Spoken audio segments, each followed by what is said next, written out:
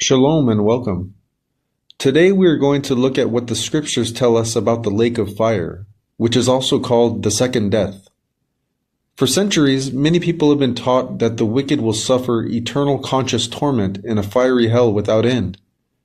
But when we search the scriptures, we find that it paints a different picture. The Bible does not teach eternal torment. Instead, it speaks of the second death, a final judgment resulting in destruction and the cessation of life itself.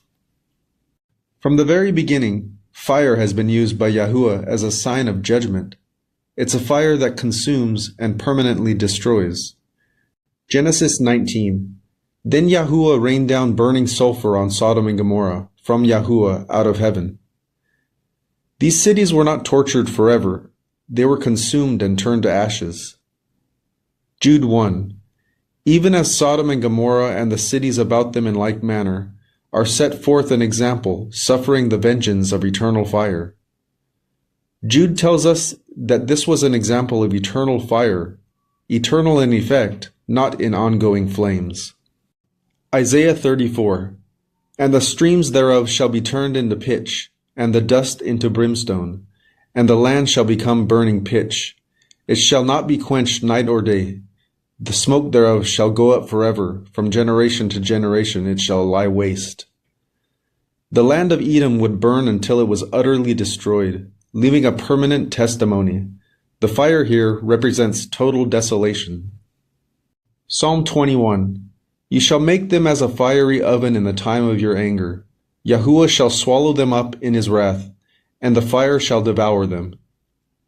This fire devours, it consumes, it destroys. It does not preserve for endless torment. Jeremiah 7. Therefore thus says Yahuwah Elohim, Behold, my anger and my fury shall be poured out upon this place, upon man, upon beast, upon the trees of the field, and upon the fruit of the ground, and it shall burn and shall not be quenched. Yahuwah's judgment fire is not about endless torture, but a burning until nothing remains. This is what Yahusha tells us about the final judgment. Matthew 10. And do not fear those who kill the body, but cannot kill the soul, but rather fear him who is able to destroy both soul and body in Gehenna. Yahuwah does not allow the soul to be eternally tormented. He destroys both soul and body. This destruction is final. Yahusha warned that the second death is real, but for those who overcome, it will have no power. The book of Revelation gives us a clear picture of the second death. Revelation 20. And death and Hades were thrown into the lake of fire. This is the second death, and anyone not found written in the book of life was thrown into the lake of fire. Here we see that even death itself is destroyed. This is not eternal torment, it is a final judgment. Revelation 21. But the cowardly, the unbelieving, the abominable, murderers, sexually immoral, sorcerers, idolaters, and all liars shall have their part in the lake which burns with fire and brimstone, which is the second death. This is not ongoing torture, it is the second death, and once dead, there is no return. Revelation 2. He who has an ear, let him hear what the Spirit says to the assemblies. He who overcomes shall not be hurt by the second death. Revelation 20. Blessed and holy is he that has part in the first resurrection. On such the second death has no power, but they shall be priests of Yahuwah and of Yahusha, and shall reign with him 1,000 years. The second death has no power over those who believe in Yahusha and overcome this world by faith and obedience to Yahuwah's Torah. Through Yahusha, the second death has no claim on us. The prophets also spoke of this day. Isaiah 66. And they shall go out and look on the dead bodies of the men who have rebelled against me. For their worm shall not die, their fire shall not be quenched, and they shall be an abhorrence to all flesh. They look upon dead bodies, not living souls in torment. The worm and fire are symbols of complete consumption. Malachi 4.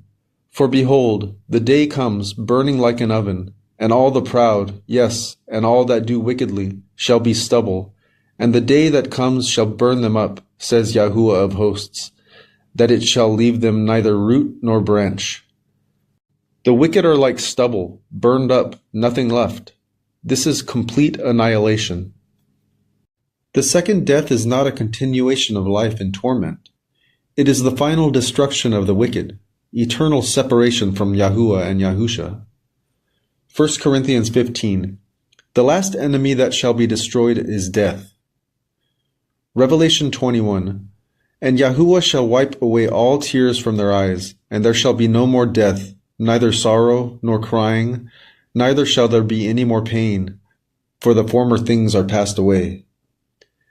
This says that there is no more pain. This means that billions of people cannot be living in eternal torment in a fiery hell. The truth is, the wicked are consumed, death is destroyed, and the redeemed live with Yahusha for eternity. Brothers and sisters, Yahuwah is righteous and just. He does not delight in eternal torment. His delight is in the judgment of truth. The second death, the lake of fire, is a place of final destruction, not endless torture. For those in Yahusha, the second death has no power. Our names are written in the book of life. But for those who reject him, their end is destruction, not eternal life in suffering, but eternal separation in death. Let this truth move us to walk faithfully on the narrow path. Let it stir our hearts to proclaim the message of life through Yahusha to others. And let us give thanks to Yahuwah that in his mercy has given us eternal life through his Son Yahusha the Messiah. Shalom.